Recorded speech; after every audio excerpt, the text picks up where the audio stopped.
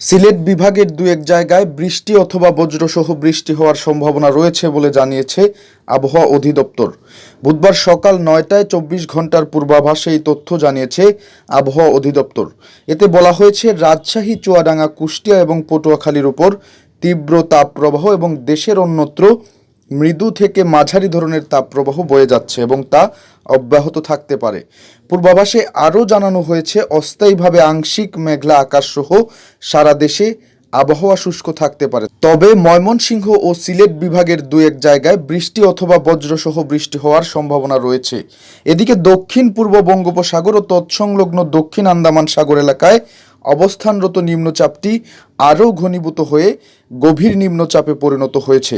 আবহাওয়াবিদ doctor Mohammad Abul Kalam Mallick জানিয়েছেন, দক্ষিণ পূর্ব বঙ্গোপসাগর ও তৎসংলগ্ন দক্ষিণ আন্দামান সাগর এলাকায় অবস্থানরত সুস্পষ্ট লঘুচাপটি উত্তর উত্তর পশ্চিম দিকে অগ্রসর ও ঘনীভূত হয়ে দক্ষিণ পূর্ব বঙ্গোপসাগর ও তৎসংলগ্ন এলাকায় বুধবার সকাল ৬টায় প্রথমে নিম্নচাপও পড়ে গভীর নিম্নচাপে পরিণত হয়েছে। তিনি জানান, এটি আরও ঘনীভূত হয়ে আগামীকাল বৃহস্পতিবার পর্যন্ত উত্তর উত্তর পশ্চিম দিকে এবং পরবর্তীতে দিক পরিবর্তন করে ক্রমান্বয়ে উত্তর উত্তর পূর্ব দিকে অগ্রসর হতে পারে। বুধবার সকালে দেশের সর্বনিম্ন তাপমাত্রা ছিল সৈয়দপুর ও রাজারহাটে 22.0 ডিগ্রি সেলসিয়াস। এছাড়াও দেশের সর্বোচ্চ তাপমাত্রা ছিল চুয়াডাঙ্গায় 41.2 ডিগ্রি সেলসিয়াস।